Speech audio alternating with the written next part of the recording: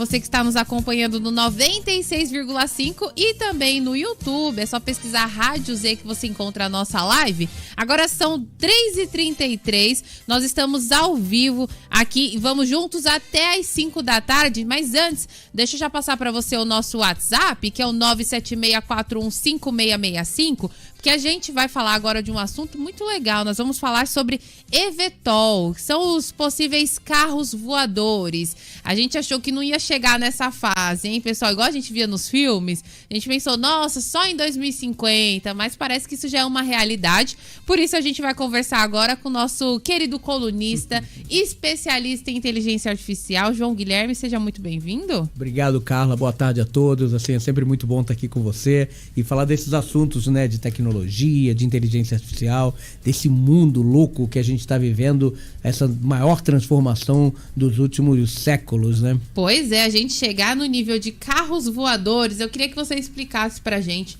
Isso já é uma realidade, já existe, tem previsão aí de lançamento? Como que funciona? Eu acho que era importante a gente primeiro contar um pouquinho da história, se você me permitir. Com certeza. Né? Primeiro a gente lembra dos Jetsons, né? Aqueles desenhos antigos que mostravam. Isso sempre foi um grande sonho. Misturar o carro com o avião sempre foi uma dificuldade, porque a estrutura física do carro ela é muito diferente do avião. O carro você precisa ter um chassi firme, né? Ele precisa ser pesado, né? O avião é o contrário, o avião precisa ser leve, né? Mas desde os anos 40 já existem carros voadores. Eu tive a oportunidade de uma feira na Flórida, nos Estados Unidos, uma feira importante no meio da aviação que se chama SunFan. Eu cheguei a entrar num carro dos anos 60, que era o Aerocar, né? O pessoal que está nos vendo no YouTube pode até ver aí a imagem do Aerocar. O Aerocar era um carro que transportava uma asa, né? E aí você montava ele e decolava. Um carro pequeno, evidentemente. Só tem 4 deles no mundo. Eu tive a oportunidade de subir num deles e tem uma curiosidade com esse carro, porque uma vez o Fidel Castro pegou uma carona com um avião desse. O avião com um carro, né, com esse carro voador. E aí esse carro deu um problema na hora do pouso. Eles tiveram que fazer um pouso forçado, né, junto com o Fidel. Atropelaram uma vaca e esse carro ainda existe. Esse especificamente pertence a um colecionador nos Estados Unidos e está lá. Em perfeito funcionamento. Olha, então desde os anos 40 já existe essa ideia de carro voador. Mas tinha realmente essa dificuldade técnica. Né? Então, e aí do ano 2000 para cá, o que aconteceu foi uma mudança no olhar do carro. Porque o que estava sendo feito era tentar transformar, como esse Aerocar, tentar transformar o carro num avião. E isso era uma dificuldade muito grande. Aí alguém olhou e falou assim, não. O que a gente precisa é de um veículo que decole e pouse na vertical. E agora nós temos sim, a sua pergunta, por exemplo, isso já existe, não existe? Já existe. E existem algumas, inclusive alguns eVTOLs, que no fundo é pouso, na sigla que em inglês, mas em português é pouso e decolagem na vertical, elétrico. Então é um veículo elétrico que está mais para um helicóptero do que para um carro. E hoje tem uma empresa americana que já está operando em Tóquio, em testes, um táxi que usa um desses veículos, um desses eVTOLs. Quais as vantagens desses veículos? Primeiro, eles são mais leves, eles são mais baratos do que um helicóptero. Então, o helicóptero custa milhões, o eVTOL custa milhares, né? Então, o eVTOL é um veículo mais barato, um veículo menor, mas com uma autonomia muito menor, por exemplo. E aí o Brasil provavelmente vai despontar como um dos maiores produtores de eVTOLs do mundo. Porque está trazendo, né, uma startup que é ligada à Embraer, está fazendo que fez o primeiro voo agora em dezembro de 2025, fez o primeiro voo, e esse veículo chama EVE, né? O EVE, ele tem 8 hélices, né? E ele tem uma asa, então ele é uma mistura de um avião com um helicóptero, né? E ele se propõe a ser um carro voador, e como a gente tem dito, né, chamado de carro voador, porque ele é pequeno e ele vai exatamente ajudar na mobilidade urbana. Então nós vamos ter pelas cidades, São Paulo e Rio de Janeiro, por exemplo, com certeza no próximo ano nós vamos ter vertiportos em que esse eVTOL vai pousar, a pessoa vai decolar, e ao invés de ir, por exemplo, para Guarulhos, de carro, levar 1 hora para ir de carro, vai sair daqui da Paulista, em 10 minutos está lá. Quanto vai custar? Há um preço estimado que esses voos vão custar entre 800 e R$1.000. Ainda é caro, né, Carla? Ainda é caro. Mas a tendência é que vai existir muitos desses. A fábrica eles vão fabricar esses veículos muitos. E aí isso tende a baixar, né? Aqui, conforme a demanda vai crescendo, vão se criando mais modelos e vai diminuindo aí o valor. Mas agora uma pergunta de uma pessoa leiga. Eu tenho certeza que quem está nos ouvindo aqui no 96,5 fica assim meio intrigado. João, vamos parar para pensar. Então, esses automóveis serão como... Vamos supor, você pode ter um carro voador desse, um eVTOL. Sim. E aí você quer fazer um percurso, por exemplo, daqui da Paulista até o aeroporto de Guarulhos, você levanta voo para chegar lá. Sim. Quando você não quiser voar, você anda com ele normalmente como se fosse um carro? Não, esses não. Esses não são híbridos, né? Tá. Eles não são veículos híbridos. Eles são realmente...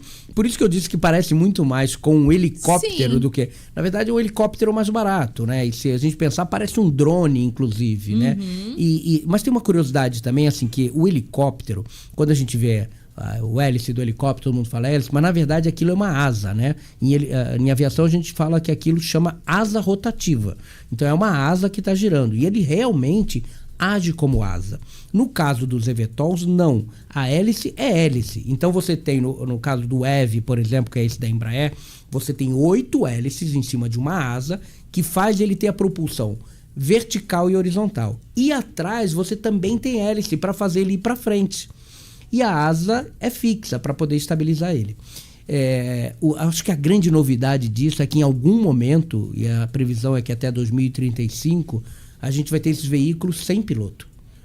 E aí isso é muito curioso, né? Então, são 4 fases que nós vamos passar. A primeira fase, a Embraer, por exemplo, vai treinar pilotos para isso. Então, você vai entrar, é um veículo para até 8 lugares, né? Então, você vai ter 7 passageiros, você vai ter um piloto. Essa é a fase 1. Na fase 2, você passa a ter a inteligência artificial ajudando o piloto. O piloto faz menos coisas ali. Na terceira fase, você passa a ter um piloto à distância. Então, você vai tirar o piloto da cabine e vai colocar o piloto controlando a distância. E na quarta fase, sem piloto, só com inteligência artificial. E aí, agora eu vou fazer uma pergunta para você. Claro, você teria coragem de decolar num eVTOL sem piloto, só na inteligência artificial? Eu não teria.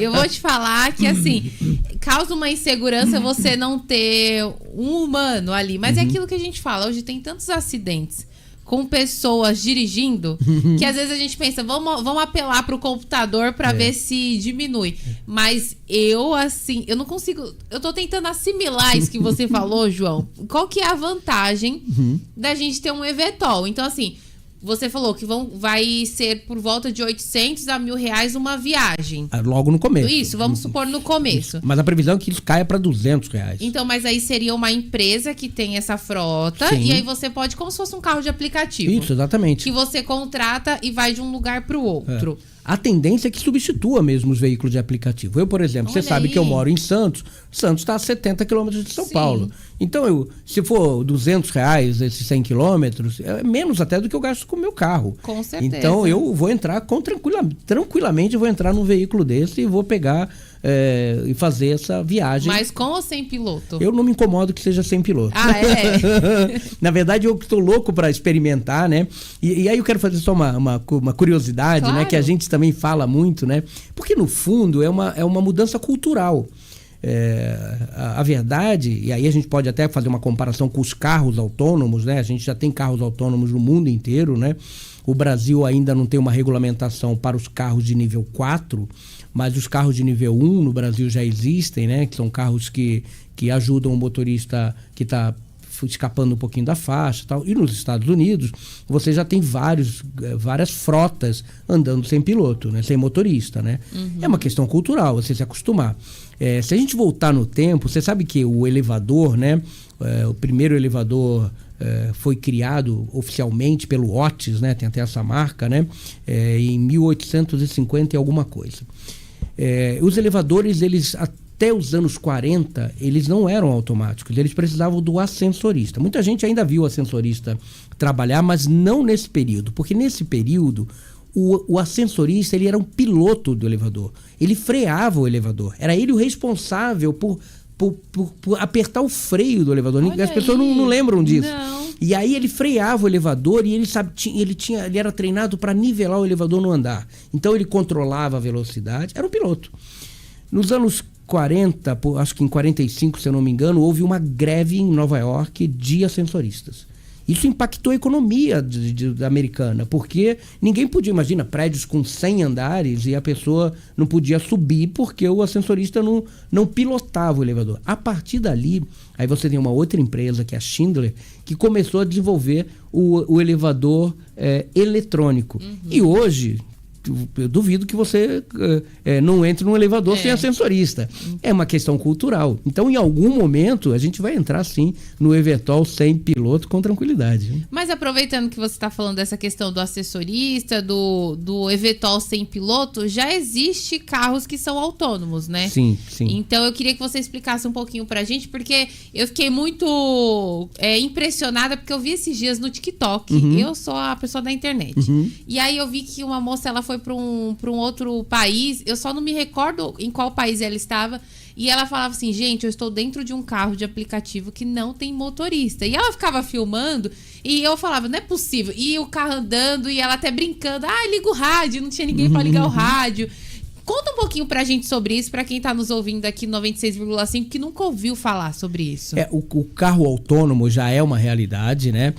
A Tesla, por exemplo, que é uma das pioneiras nesse mercado, inclusive está lançando um veículo que deve entrar em linha de produção muito em breve, que vai ser um veículo que vai realmente substituir os veículos de aplicativo. Ele é um veículo que não tem nem volante. Nem o volante físico ele tem. Você vai sentar em qualquer lugar e ele vai operar. Como é que ele trabalha, na verdade? Primeiro, ele tem várias câmeras, né? Que ajudam com uma coisa que a gente chama de visão computacional. Então, ele está medindo tudo ali. Mas digamos que ele pegue uma neblina absurda. Então, não dá para contar só com as câmeras. E aí ele tem uma espécie de um radar como no avião. Só que o radar, ele pode identificar uma coisa na frente e não saber se é um caminhão ou não. É um caminhão ou é uma bicicleta? Porque o radar bate lá e volta. Mas ele também tem radar, o veículo autônomo. E ele tem um outro instrumento, que é um instrumento que dá uma imagem 3D. Então, mesmo sob chuva forte, neblina, ele vai reconhecer. Já aconteceram alguns acidentes, já teve gente que já morreu usando carro autônomo, né? Tem um acidente da Tesla, por exemplo, que o carro bateu direto num caminhão, porque ele não entendeu que era um caminhão. E aí tu fala assim, puxa vida, então é muito perigoso. Sim, tudo é perigoso hoje em dia. Na vida é perigoso. A gente sair assim, para vir para cá eu corri risco, né? Mas a estatística mostra o oposto. Nos Estados Unidos você tem 40 mil pessoas que morrem em acidentes de trânsito todo ano. No carro autônomo, você passa a ser um dos veículos mais seguros do mundo. Então, aliás, assim, essa é uma curiosidade também. O veículo mais seguro do mundo hoje é o elevador. Uhum. O segundo veículo mais seguro do mundo é o avião. E o terceiro veículo mais seguro do mundo hoje é o carro autônomo. Olha aí, então assim, é um dado que a gente nem imagina. Porque é isso que a gente pensa. Se por acaso, se a máquina falhar, se aquela inteligência ela não entender aquilo que você falou, não entendeu que era um caminhão, mas e aí você sabe explicar mais ou menos o porquê que ela não conseguiu entender? Sim, a investigação mostrou que o software, olha que coisa curiosa, né? Aquela história de que uma coincidência tremenda, ou as pessoas podem chamar de destino, né? No momento que o caminhão virou a curva, naquele horário, e por causa do material da carroceria do caminhão, o sol bateu num ângulo que o sensor não conseguiu reconhecer que tinha alguma coisa ali. Então, assim, se fosse 2 minutos antes ou 2 minutos depois, o acidente não teria acontecido. E é claro que qualquer acidente desse tipo, assim como na aviação, eles servem para você fazer o aprendizado. Eu já fui editor-chefe de uma revista de aviação, eu tive a oportunidade de ir em grandes feiras de aviação no mundo, eu fui para Oshkosh, fui para Le Bourget, e eu estudo muito aviação. E o acidente aeronáutico, quando você investiga, ele tem que servir para uma única coisa. Tem que servir para você evitar o próximo acidente. Os carros autônomos, os acidentes que estão acontecendo, eles estão servindo para isso. Tem um carro do Google que atropelou uma mulher. e matou essa mulher. E a imagem que você vê dentro do veículo, porque tinha um motorista acompanhando, sem mexer em nada, e tinha uma câmera fora e a câmera dentro. Olha, nenhum humano teria conseguido frear aquela mulher, porque era uma moradora de rua e talvez tivesse, assim, eu estou fazendo agora o juízo de valor e eu não gostaria.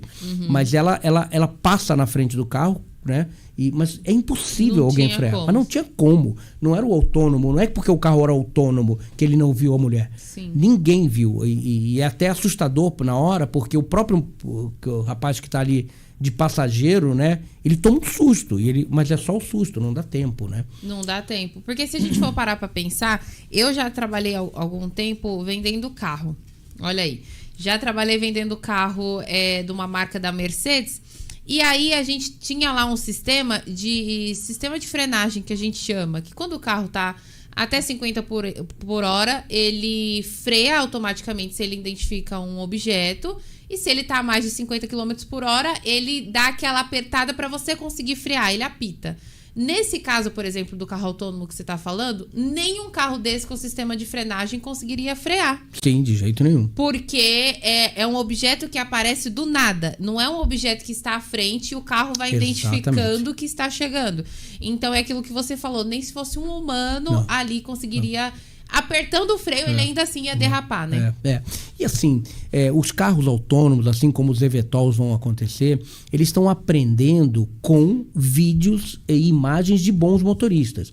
Então são milhões de horas que o carro autônomo está lá vendo, acompanhando e tal, e eles vão ser realmente bons motoristas. A tecnologia veio realmente para facilitar. E aí a gente sempre entra num grande problema, que é a geração de empregos. Então olha só, quando eu tiver os eVTOLs fazendo decolagem aqui na Paulista e me levando para qualquer outro vertiporto, eu vou perder posto de trabalho? Sim, vou, não há a menor dúvida. Mas há um dado positivo nessa história. Há uma previsão que o mercado de eVTOLs vai gerar pelo menos 500 mil empregos. São empregos altamente qualificados, né? É o emprego de quem vai fazer a manutenção, de quem vai desenvolver software, de quem vai fazer pesquisa. E aí eu sempre, de novo, vou falar de que as pessoas precisam se preparar. Então, vai gerar emprego, vai perder postos de trabalho? Vai sim. Mas também vai gerar outros. Então, a gente tem que se preparar. Vê, você acabou de me contar essa história de que você foi vendedora de carro, deve ter vendido muito carro, mas eu acredito que você hoje está muito melhor como apresentadora e entrevistadora, porque você é muito boa. Então, aqui provavelmente foi uma evolução para você. Com certeza. Muito obrigada pelos elogios. Mas sim, eu fiquei 3 anos vendendo carro. Gostava bastante, porque era carro de luxo. Eu sempre gostei. Eu falo, meu sonho é ter uma GLA. Meu sonho. Eu sempre gostei. Mas eu optei por sair porque o meu sonho principal era ser jornalista. Então, assim, a gente tem que evoluir, a gente tem que estudar para isso, fazer uma faculdade. E aquilo que você falou, se a gente não se prepara, a gente fica para trás, né, João? É engraçado que eu não consigo entender nada de carro. Você falou para mim do sonho da GLA, eu nem sei que carro é esse, né? Mas eu sei de avião. Se você me falar, eu sei os modelos de avião. Olha, e tal. Por isso que você entende de eVTOL também, entendeu? Exatamente. São os carros voadores. Mas, João, em breve a gente vai gravar um podcast pra gente bater um papo, você me falar um pouco mais da sua vida, de todos os trabalhos que você faz, porque você sempre tá aqui como colunista, né, de inteligência artificial. Vamos falar também dos outros ramos futuramente. Sim, são 40 anos aí, né, trabalhando. Eu já trabalhei como fotógrafo, fui editor de revista, fui operador de sistema, fui diretor de TV. Olha aí. Eu fiz muita coisa na minha vida, né? E eu costumo falar que eu estudo todos os dias. Porque a gente não pode parar de evoluir. Com certeza. E agora, eu acho que o risco é ainda maior. A inteligência artificial está sim chegando, não dá para segurar. E se você não estiver preparado para usar essas ferramentas para ganho de produtividade, para você poder produzir mais, as pessoas estão fora do mercado. É isso aí. João, muito obrigada pela participação mais uma vez presencialmente. Está vindo bastante aqui para São Paulo. Toda vez que você estiver aqui, você vai participar do nosso programa, porque sempre tem muito assunto legal, viu? Muito obrigado, Carla. Eu agradeço. Também agradeço as pessoas que nos ouviram aí. E eu gostaria, se você me permitir, passar o meu Instagram. Com certeza. As minhas redes sociais, que é Criativos de João. Eu tenho o meu Instagram Criativos de João, o meu YouTube Criativos de João, e eu tenho um site criativosdejoão.com. Vai lá, visita, tem sempre alguma dica, alguma coisa lá desse mundo da tecnologia. É isso aí, João. Muito obrigada, viu? Até mais. Até.